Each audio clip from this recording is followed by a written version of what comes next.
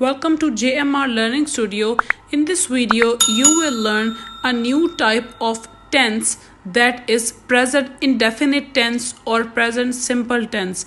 You will learn its identification, its rules, and the sentences of that tense. So let's start. Present tense में हमारे पास है present indefinite, जिसे हम present simple tense भी कहते हैं। इसकी उर्दू में सबसे पहले हम रिकग्निशन देख लेते हैं कि निशानी क्या है, कि जुमले के आखिर में ता है, ती है और ते हैं आते हैं। ये हम उर्दू में इसकी जो रिकग्निशन है, आइडेंटिफिकेशन है, तब देख रहे हैं कि अक्सर औकात हमें समझ नहीं आता कि सेंटेंस जब हम उर्दू टू इंग्लिश ट्रांसलेट करते हैं, ठीक है, क्योंकि हमारी लैंग्वेज बेसिक उर्दू है, तो हम कंफ्यूज हो जाते हैं कि पहले टेंस को हम देखें, कि पहले हम जो जुमला है सेंटेंस, उस हम सेंटेंस को पहले देखें कि क्या ये कौन सा ऐसा जो है ना सेंटेंस है, ये किस टेंस की तरफ इशारा कर रहा है। फिर उसके बाद हम उस पर अपना रूल अप्लाई कर सकते हैं जब हमें टेंस का पता चल जाएगा ये कौन सा टेंस है। जैसे मैंने आपको निशानी बताई है कि अगर सेंटेंस के एंड पे ता है, ती है या ते हैं आता हो, जैसे कि हमारे पास कुछ सेंटेंसेस हैं, हम बाज़ार जाते हैं, वो खाना खाता है, क्या वो लड़ते हैं, ता है, ते हैं और ती हैं। तो ये सेंटेंसेस आपको सबसे पहले ये देखना है आपने कि आपको बताएंगे कि ये सिंपल इंडेफिनिट प्रेजेंट इंडेफिनिट का जो सिंपल टेंस है वो है। अब हम देखेंगे कि हमारा जो सेंटेंस है उसका ये सिंपल इंडेफिनिट जो प्रेजेंट इंडेफिनिट टेंस है, इसका हमारे पास रूल क्या है। ठीक है, हमने क्या रूल्स अप्लाई करने हैं। सबसे पहले हमने देखना है कि सब्जेक्ट, फिर हमारे पास वर्ब है, वर्ब की हमेशा हम फर्स्ट फॉर्म ऑफ वर्ब लगाएंगे, फिर हमने लगाना है एस और फिर हम लगाएंगे ऑब्जेक्ट। अब हर सेंटेंस में आपको पता है सब्जेक्ट होता है, वर्ब होता है, ऑब्जेक्ट होता है।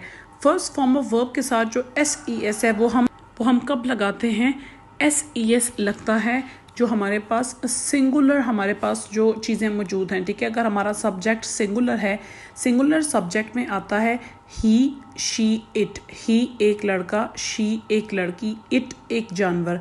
अगर हमारे पास इन तीनों में से कोई सब्जेक्ट आ रहा है, इन तीनों में से किसी की बात है, तो हम एस का इजाफा अपनी फॉर्म ऑफ वर्ब में करते हैं।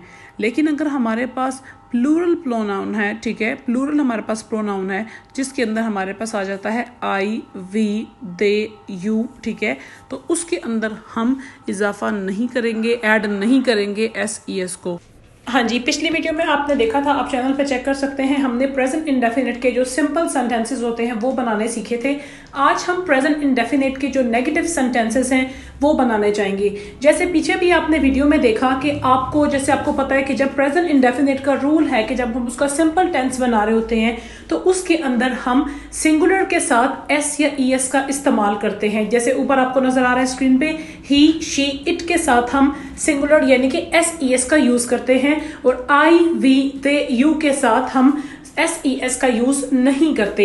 ये केस है प्रेजेंट इंडेफिनिट के सिंपल सेंटेंसेस के लिए। लेकिन आज चूंकि आपको वीडियो के भी यहाँ टाइटल में ऊपर नजर आ रहा है कि हम नेगेटिव सेंटेंसेस बना रहे हैं, तो नेगेटिव सेंटेंसेस के केस में क्या होता है कि जिन प्रोनाउंस के साथ हम एस का इस्तेमाल करते हैं वहां पे नेगेटिव यानी कि मनफी जुमला बनाते हुए एस का इस्तेमाल नहीं होगा, बल्कि उसकी बजाय क्या चीज इस्तेमाल होगी, डज। ठीक है, आप इसे सिंपल एक अपनी निशानी के तौर पे रख सकते हैं कि जैसे डू है, डू के साथ उन्होंने एंड पे ईएस लगा दिया तो डज बन गया, और डज हम इस्तेमाल कर रहे हैं वहां पे जहां हम पहले सिंपल सेंटेंसेस में एस को यूज कर रहे थे। और जिन प्रोनाउंस के लिए जैसे कि आई, वी, दे, यू हैं, हमने एस नहीं इस्तेमाल करना था, वहां जो डू है वो अकेला ही रहेगा। ठीक है, डू के साथ चूंकि एस नहीं लगता, और सिंपल सेंटेंसेस में इंडेफिनिट के वो भी एस नहीं लगाते अगर के pronoun I, we, they, you हो। तो जब वो शिफ्ट हम नेगेटिव पे करेंगे तो एस तो हमने नहीं लगाना आई, वी, दे, यू के लिए, तो हम यहाँ डू के साथ भी एस नहीं लगा रहे, तो वो डू सिंपल ही रहेगा।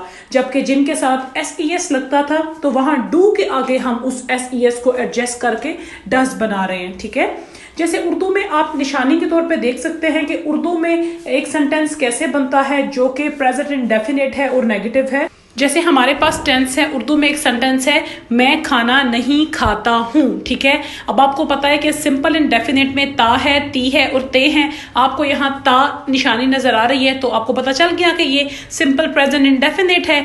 अब ये नेगेटिव है, मनफी जुमला, जब काम का इनकार होता है, काम नहीं होता। मैं खाना नहीं खाता हूँ, आई डू नॉट ईट फूड, ठीक है। अब यहाँ पे हम अपने सेंटेंसेस को देखना शुरू करते हैं कि हमारा सिंपल सेंटेंस था प्रेजेंट इंडेफिनिट का, शी ईट्स एप्पल।